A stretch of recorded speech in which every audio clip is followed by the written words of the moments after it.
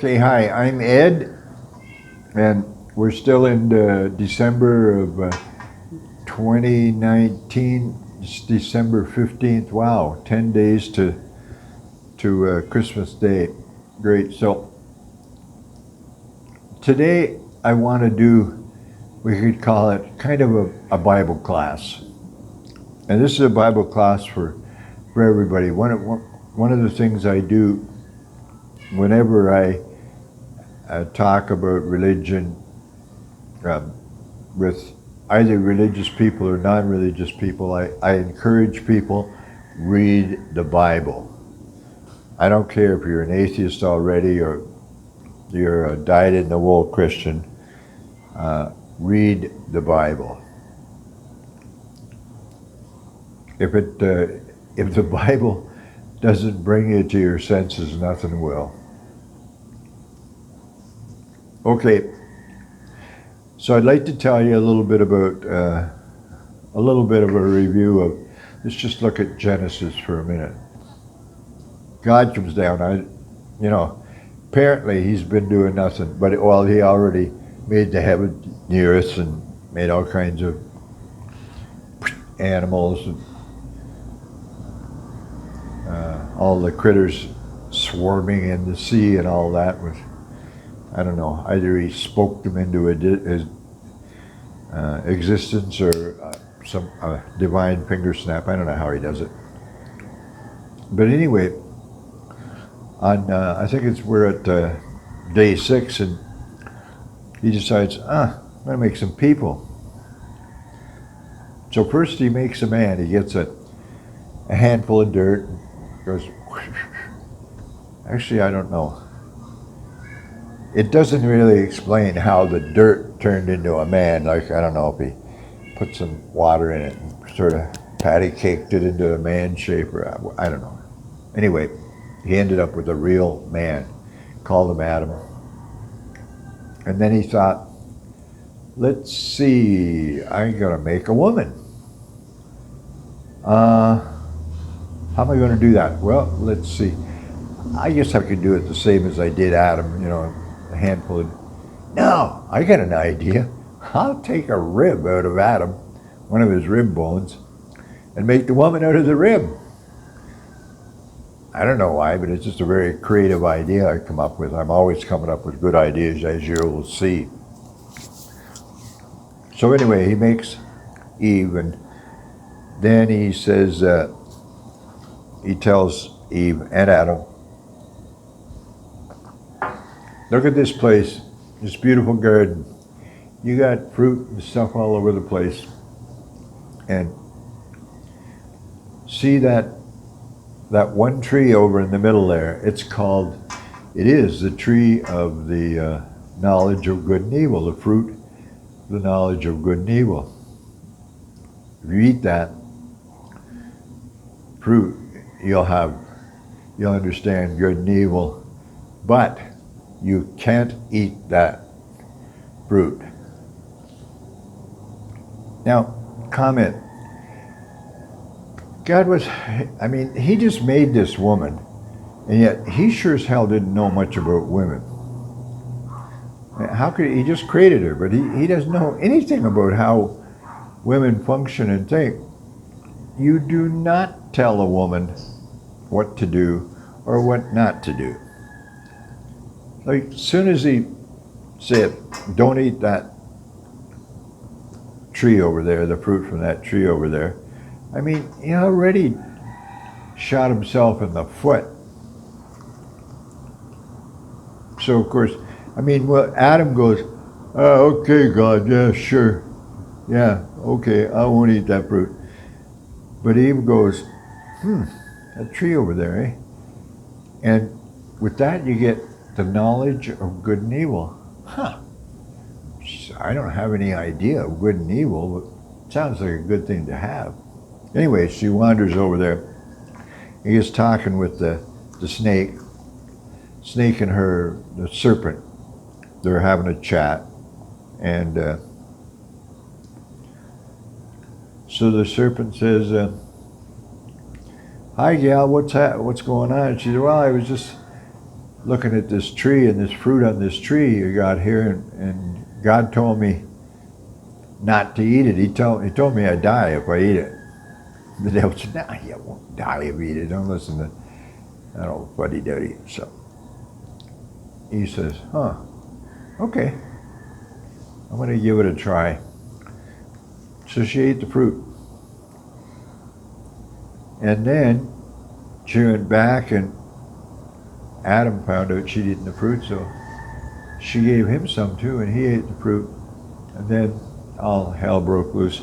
Somehow they figured out, this one gets me, it was the problem, I guess their first time the fruit worked for them, and they decided that all of a sudden they realized, oh, it's bad to be naked. I don't get that one. It's one of the mysteries. You know, you're going to hear there's a lot of mysteries. God has a lot of mysterious ways and everything. So then, then God comes and finds them, has to search for them. If you can imagine, that's the omnipotent, omniscient being can't find. Where are you? Where are you? They're there. Oh, why are you wearing those leaves covering your body? And so they say, well, we figured out that it was really bad to be naked. So then God realized what they'd done and laid all kinds of shit on them. Told Eve that she was going to have painful birth. And I'm sure Eve goes, birth? What the hell is this birth thing? I didn't sign on for any birth. Well, God says, you'll find out. It's not going to be good. So God, he had this wrath thing, and he had some more mysterious stuff to do, so I guess he threw them out of the garden. Seemed like a sensible thing to do. So then, things are going on. Now, he already told these guys to go forth and multiply. Well, the only way that you can multiply, as far as I know, well, let's put artificial insemination and stuff aside, but the normal way is you have sex. But the problem is, God tells them to go forth and multiply, but he has this huge problem with what he calls fornication. So they go forth and they're multiplying and everything. I don't know, the one son, Cain, who had killed Abel for mysterious reasons, he went, I don't know where this other town came from, apparently, I don't know how that, maybe another god made this other town or something, I don't know. Anyway, there's a place called Nod, I think it was. Cain goes and finds a wife and all that. But anyway, this multiplication thing starts, and in a very short time, all hell breaks loose. God's looking down, oh my God, they're fornicating and they're fighting, and there's all kinds of violence and stuff. That's not the way I designed this thing. It's funny, he never seemed to stop and think, how could this, I didn't design it this way, what happened? Somebody changed it or something, Oh no, it's not my fault, anyway. So, God's checking out this problem. He sees as a problem. There's a lot of fornicating, a lot of fighting and violence and whatever you can think of that's bad. Probably people smoking a lot of pot, stuff, I don't know. So he goes, okay, let's see, we got this problem. A lot of fornicating and murder and violence and stuff going on. What will I do? Now, to interject, it occurred to me that God could have said, ha, I know what I'll do. I'll call them all together and have a chat with them and say, hey, look, you guys, you got to stop the fornicating and all that bad stuff. And explain to them it's bad and why it's bad. Please stop doing that. So we thought about that idea and they were, nah, nothing mysterious about that. Okay, let's see, I know. Here's another idea. What I can do is I'll watch, and the bad ones, I'll zap them. There's a bad one. There's another bad one. There's another bad one. You know, too much fornicating, killing people, whatever. And I'll keep doing that till we get rid of all the bad ones, and then everything will be fine. We only got good ones. Then he thought, nah, that's not very mysterious. I got it. What I'm going to do is I'm going to flood the whole goddamn thing and kill the whole works of them. Everybody. Oh, well, except I'll keep this one drunk. No, he's kind of a funny dude, and his wife and a couple of their kids. And to keep things going that way, I don't have to start from scratch. They can just go on multiplying and fornicating. I don't know how we're going to get rid of that fornicating. I don't think it's going to go away. So that's what he does. Killed the whole damn works. So started all over again with the good drunk and his family and everything. Well, lo and behold, they multiplied like crazy. Multiplied? Whatever. They got to be a lot of them at an amazingly fast rate. Enough of them that within 150 years they could build the pyramids. No, that's not part of the story. That's what actually happened, but that's not part of the story. So anyway, everything started to go bad again. So he goes, well, shit, this is a mess again. Look at those guys. They're fornicating, they're doing all that stuff again.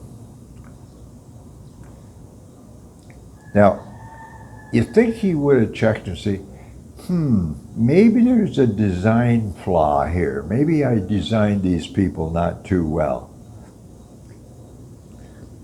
Nah, no, that couldn't be. No, I made them in my image. They gotta be perfect, because I'm perfect. Okay, let's see. I know what I'll do. Let's see. Okay, I'll send down myself. Well, we'll call him my son. And he'll be just like me.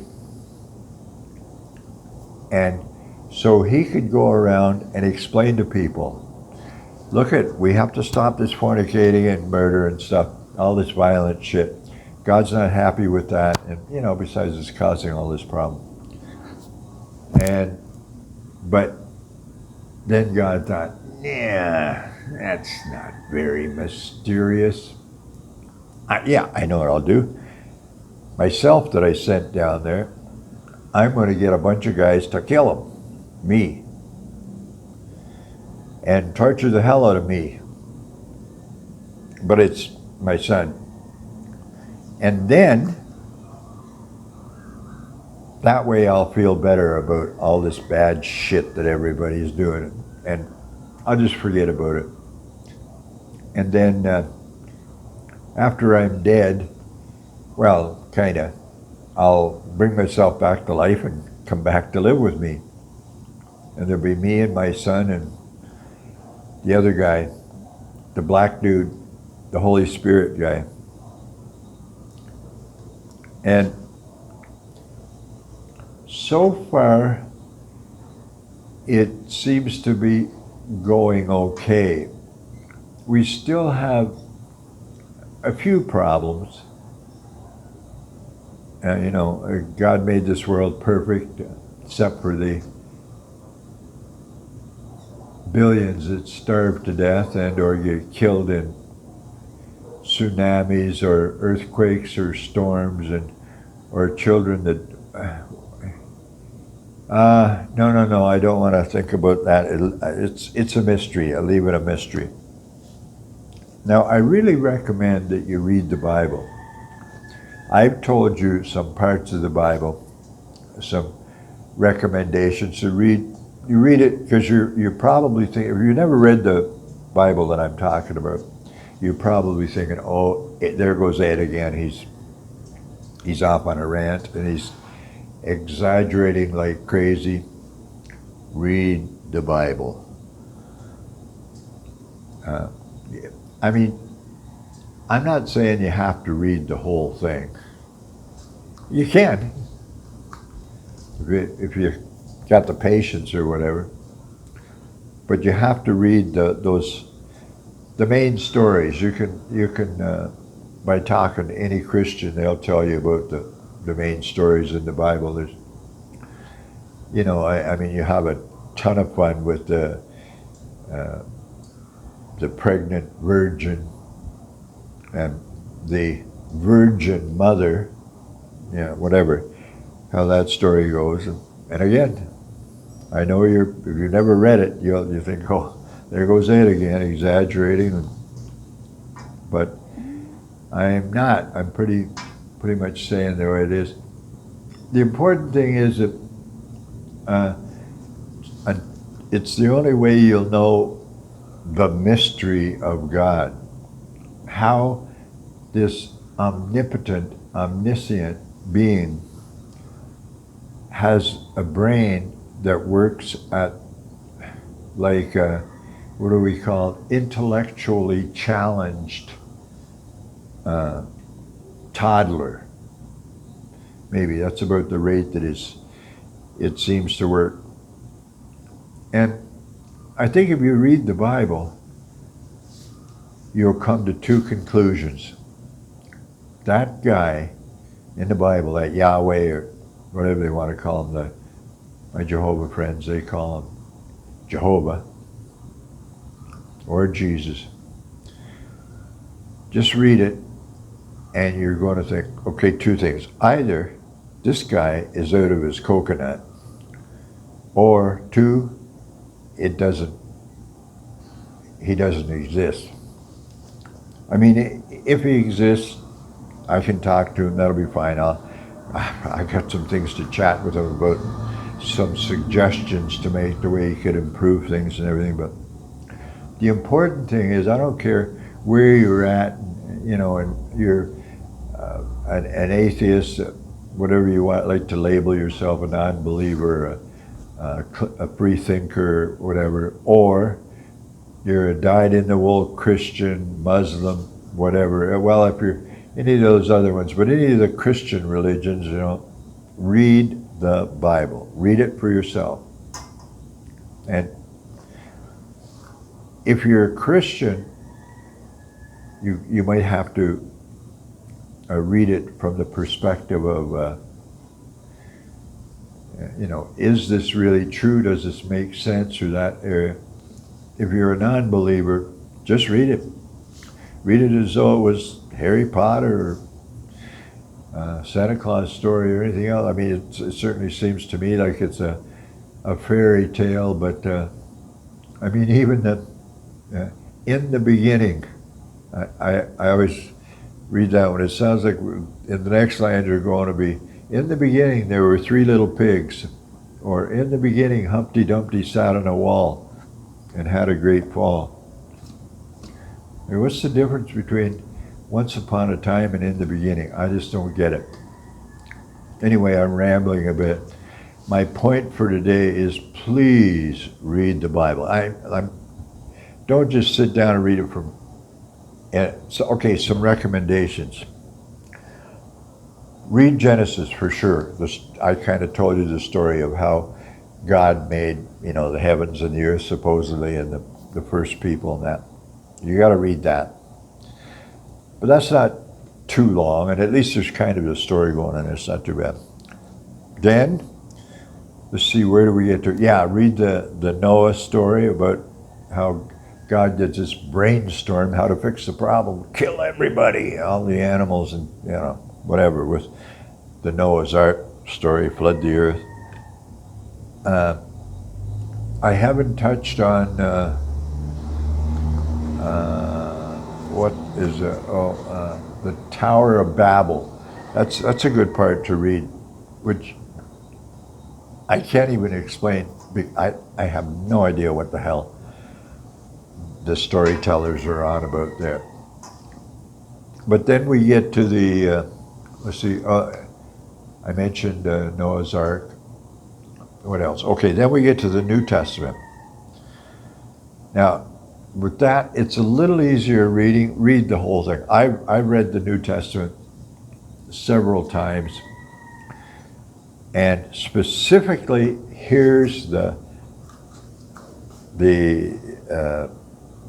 suggestion of the day, if you want to call it, or the assignment of the day. Read the last book of the Bible, called, what's it called? We got Genesis at the beginning, and Revelations, or Revelation. There's no S on it, by the way. I always thought there was an S on it, but it's just Revelation. I think that Jehovah's might call it apocalypsis or apocalypse or something, but that one is a special read. Whoever wrote it had to be doing some good shrooms or something, mushrooms or a not so good LSD trip or something, and it wouldn't hurt to smoke a joint before you start reading Revelation, because man, oh man, you will be shaking your head at the monsters. And I guess, to be fair, it's supposed to be a vision, but just read it. So this is Ed again. I'm coming from my YouTube channel, A Bird with No Cage. The message of the day is read the Bible. Get to know. I hesitate because if you get through the first 5 books, the Pentateuch or whatever it's called, it's really tough going, and it's so repetitive. It's not. It doesn't hold your attention at all. But anyway, even if you read just the main chunks of it, where the main stories, you got to read Job, because that one's an amazing. I mean, how the hell that got into the Bible, the story of Job, is beyond me. Because, in my opinion, I mean, God looks like an idiot all the way through the Bible on many, many counts. But in Job, he is the biggest dork. I mean, he makes the devil look like a good guy and, okay kind of dude, while he's just being this total pendejo, dork. So anyway, you've got my recommendations, and really, whether you're an atheist, free-thinker, whatever, or you're a Christian, or if you're from another religion, you think you're Islamic, you're a Muslim, you think your book is batshit crazy, read the Bible. I haven't exaggerated a bit today, and wait till you get into Revelation. Wow. You're not going to believe it. I'm not going to try to tell you or anything. Once again, read the Bible, my friends. Please read the Bible. Thank you. That's all I'm doing for today.